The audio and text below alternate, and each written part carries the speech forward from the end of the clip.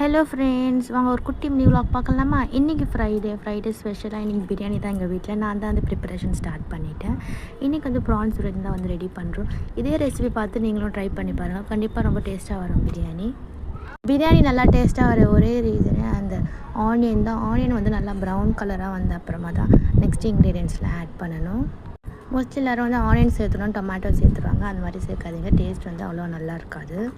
நான் இந்த வீடியோவில் எப்படி செய்கிறேன்னா அதே மாதிரி ட்ரை பண்ணி பாருங்கள். கண்டிப்பாக ரொம்ப டேஸ்ட்டாக வரும் பிரியாணி. இதே ஸ்டைலில் நீங்கள் சிக்கன், மட்டன் எந்த பிரியாணி வேணாலும் ட்ரை பண்ணி பாருங்கள். ரைஸ் ஒரு 25% குக் ஆன உடனே இந்த கிரேவிக்குள்ளே ஆட் பண்ணிக்கலாம். அதுக்கப்புறமா தம் போட்டால் தான் நல்லா டேஸ்ட்டாக இருக்கும்.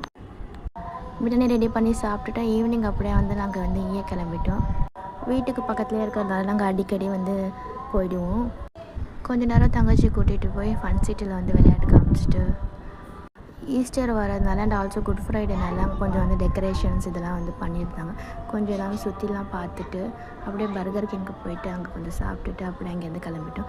இந்த வீடியோ பிடிச்சிருந்தா மறக்காமல் சேனல் லைக் பண்ணுங்கள், ஷேர் பண்ணுங்கள், மறக்காமல் சேனலை சப்ஸ்கிரைப் பண்ணுங்கள்.